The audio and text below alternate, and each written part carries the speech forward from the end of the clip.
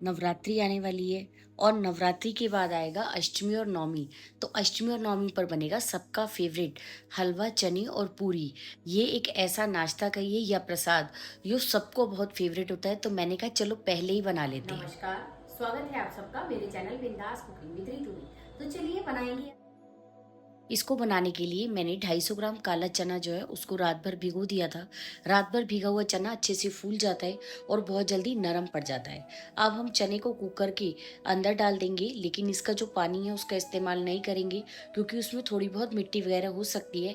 पर मैंने चनों को अच्छे से धोकर ही भिगोया था। साथ में 1 चम्मच नमक और 3 गुना पानी डाल देंगे। मैंने इसमें 1 लीटर के लगभग पानी डाला है क्योंकि इस चनों को उबलने में थोड़ा-सा टाइम लगता है। अब हम इसे गैस पर रख देंगे और 5-6 विसल हाई फ्लेम पर और 15 मिनट तक लो फ्लेम पर पकाएँगे। बस इतनी देर में चने अच्छे से पक जाएँगे। इतनी देर चने पक रहे हैं, इतनी देर इसके लिए खास मसाला तैयार कर लेते हैं।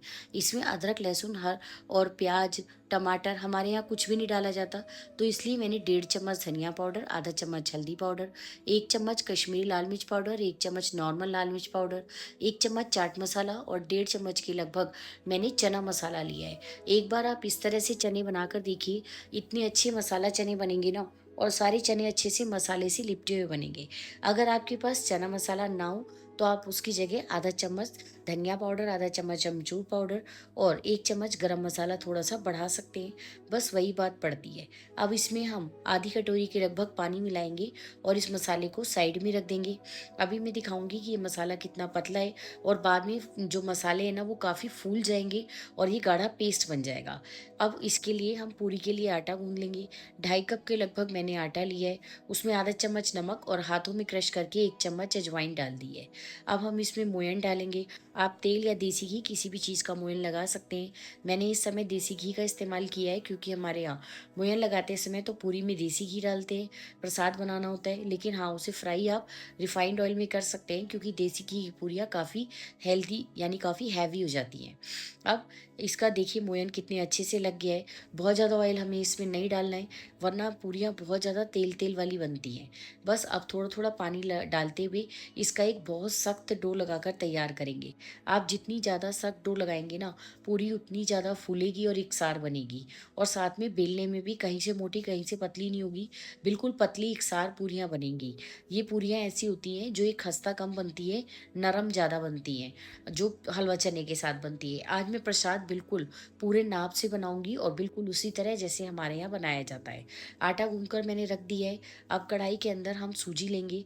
1 कटोरी के लगभग मैंने सूजी ली है। इसी कटोरी से मैं आपको सारा नाप बताऊँगी, इससे हलवा बहुत अच्छा बनेगा। सूजी को पहले 1 मिनट हम बिना घी के भून लेंगे। उसके बाद मैंने 1 कटोरी भर के देसी घी लिया है। उसमें से 2 चम्मच घी छोड़कर बाकी का सारा घी मैंने सूजी में मिला दिया है।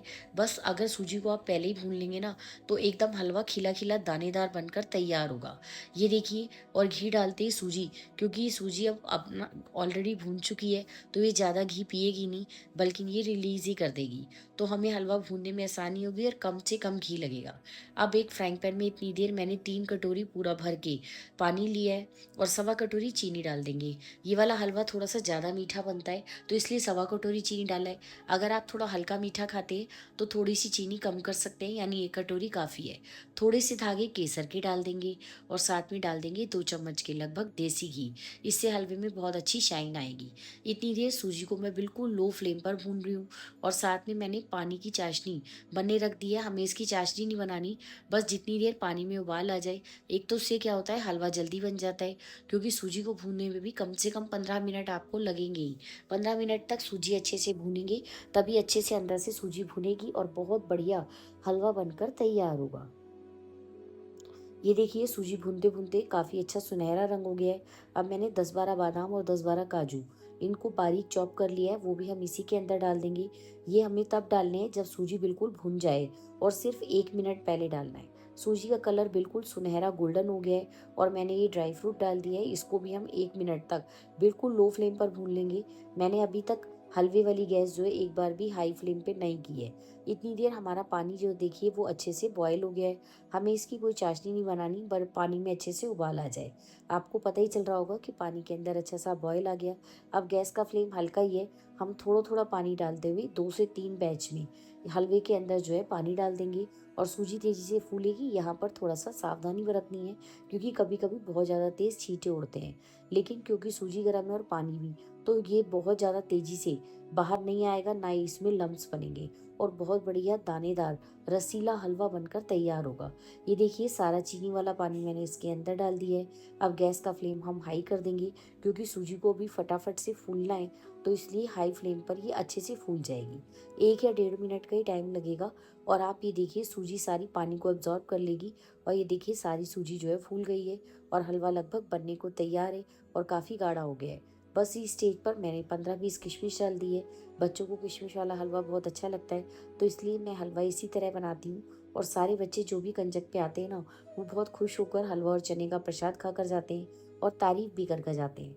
आप सबको भी अगर रेसिपी अच्छी लगे तो चैनल के साथ बने रहिए। इसी तरह की रेसिपीज़ को देखते रहने के लिए मैं अभी आगे आपके साथ व्रत की बहुत सारी रेसिपी शेयर करूँगी, जो आपको बिल्कुल नई भी लगेंगी और बहुत पसंद भी आएँगी।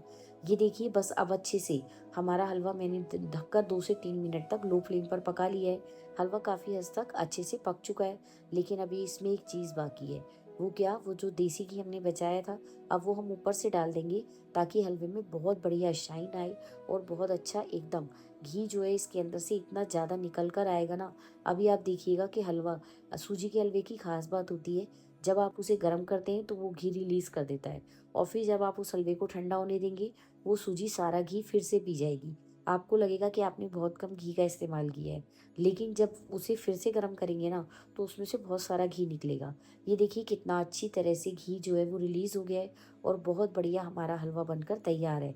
इतनी देर कुकर में भी लगातार सीटियाँ आ रही हैं, इतनी देर मैंने आटा भी गूँध लिया, चने का मसाला भी बना लिया और हलवा भी। 3 गैस होने का यही फ़ायदा होता है, फटाफट उस दिन जल्दबाज़ी होती है सबको, काम पे भी जाना होता है कई बारी। इस बार तो ख़ैर शायद छुट्टी होगी सबकी, तो ऊपर ये देखते हैं क्या होता है। बस अब हमारा हलवा बनकर तैयार है और चने जो है उसमें से भी विसल जब रिलीज़ हो जाए, तब ये देखिए चने अच्छे से गल गए हैं। एक बार हम इसको अच्छे से चेक कर लें। मैंने चनों को 5-6 सीटी हाई फ्लेम पर और 15 मिनट तक लो फ्लेम पर पकाया है। ये देखिए चने अच्छे से गल गए हैं। अगर आपको ऐसा लगे कि चने अभी गले नहीं हैं, तो एक बार आपको फिर से पका लेना चाहिए क्योंकि कच्चे चने जो हैं वो अच्छे नहीं लगेंगे हलवे के साथ। अब कढ़ाई के अंदर मैंने 2 से 3 टेबलस्पून ऑयल लिया है। आप देसी घी में भी बना सकते हैं। 1 चम्मच जीरा और 1/4 टीस्पून हम हींग डाल देंगे और ये देखिए जो हमने मसाला बनाया था वो कितना गाढ़ा पेस्ट बनकर तैयार है। बस फटाफट से पेस्ट इसके अंदर डाल देंगे। ना तो इसमें अदरक, हरी मिर्च, टमाटर, प्याज कोई भी चीज़ प्रसाद के अंदर नहीं डाली जाती है।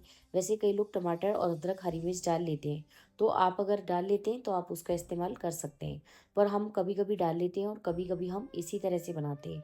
इस तरह से भी बहुत ही स्वाद और टेस्टी मसाला चना बन के तैयार होते हैं और आमतौर पर जो भंडारा वगैरह होता है ना, उसमें तो इसी तरह के चने मिलते हैं। ये देखिए मसाला अच्छे से भुन गया है। बस स्टेज पर हम चने जो है कुकर में से निकाल कर इसके अंदर डाल देंगे। पहले हम सारे चने डाल देंगे और अच्छे से 1 से डेढ़ मिनट तक मिला लेंगे ताकि सारा मसाला और चने अच्छे से मिक्स हो जाए और उस पानी को हमें वेस्ट नहीं करना, वो पानी भी हमें इसी के अंदर डालना है। बहुत कम पानी बचा है, आधा गिलास ज़्यादा से ज़्यादा। तो उससे क्या होगा, ये चने अभी आपको लगेंगे ग्रेवी वाले, लेकिन अभी हम इन्हें ढककर पकाएंगे जिससे जो उसमें मसाला डाला है ना, वो अच्छे से फूल जाएगा और सारे चनों पे अच्छे से लिपट जाएगा। इस तरह से बहुत बढ़िया चना मसाला बनकर तैयार है। ये देखिए ढककर मैंने 4 से 5 मिनट पका लिया है और मसाला सारा जो है, ग्रेवी जो है वो गायब हो गई है और मसाला अच्छे से चनों के ऊपर लिपट गया है। अब आधा चम्मच इसमें स्वाद बढ़ाने के लिए काला नमक और 1 चम्मच मैंने इसमें अमचूर पाउडर डाला है। उसकी जगह चाट मसाले का इस्तेमाल भी किया जा सकता है। बहुत बढ़िया चना मसाला तैयार है। अभी मैं इसे ढककर 2 से 3 मिनट तक और पकाऊंगी। इतनी देर ये देखिए आटा जो है उसने भी रेस्ट कर लिया है। बस इस आटे को हम एक बार फिर से मुक्की लगाकर गूंद लेंगे और इसकी छोटी-छोटी लोइयाँ निकाल लेंगे। पूरी आप अपनी मर्ज़ी से छोटी-बड़ी जैसी मर्ज़ी बना सकते हैं, लेकिन जो प्रसाद की पूरियाँ होती हैं वो थोड़ी-सी पतली बनाई जाती हैं। आलू की सब्ज़ी के साथ थोड़ी-सी पूरियाँ मोटी और सख्त बनाई जाती हैं भंडारे वाली। लेकिन जो चनों के साथ पूरी है ना और हलवा के साथ, वो बहुत नरम बनाई जाती है और वो बहुत पतली बनाई जाती है। कम से कम हमारे यहाँ इसी तरह बनाई जाती है। आपके यहाँ कैसे बनाई जाती है? आप प्लीज़ कमेंट करके मुझे ज़रूर बताइएगा। सारी लोइयाँ बनाने के बाद मैंने उनके ऊपर हल्का सा ऑयल डाल दिया है, तो ताकि वो सूखे ना।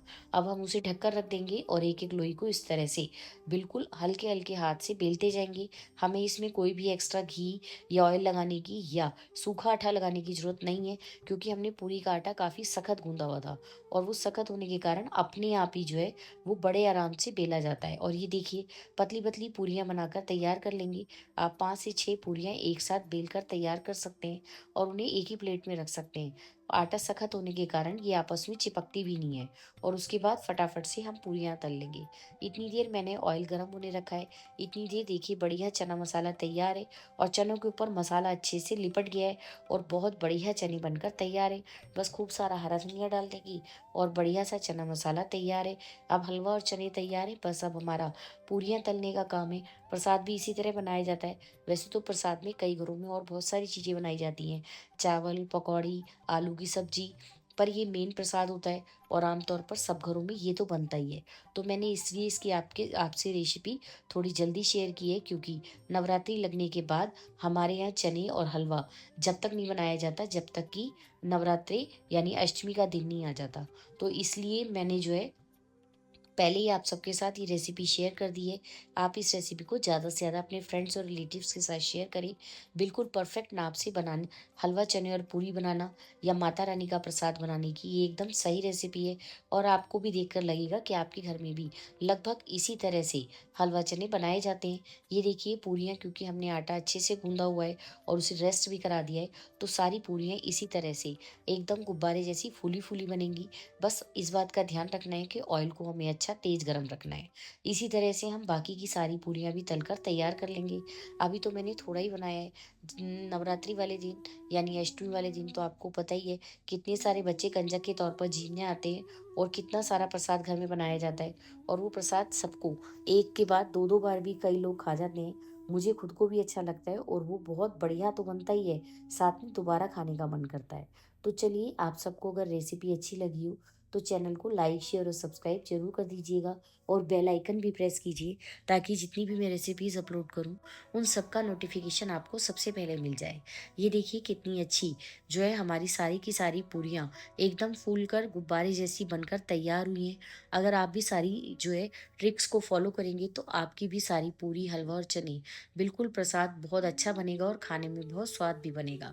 तो चलिए, सारी पूरियाँ जो है मैंने जितनी बेली थी वो जो है तलकर तैयार कर लिए हैं और प्रसाद की थाली लगाने के लिए अब हलवा और चने, अभी तो फ़िलहाल यही है, हलवा, चने और पूरी। वैसे इसमें नारियल भी रखा जाता है और दक्षिणा रखी जाती है, कोई फल वगैरह भी रखा जाता है, पर अभी तो मैं इसे प्रसाद के तौर पर मैंने मंदिर में भोग लगा दिया है और अब नाश्ता करने की तैयारी है। तो चलिए, अब फिर मिलेंगे नई रेसिपी में। प्लीज़ चैनल के साथ आप सबको रेसिपी पसंद आए तो लाइक ज़रूर कीजिएगा, एक लाइक बटन ज़रूर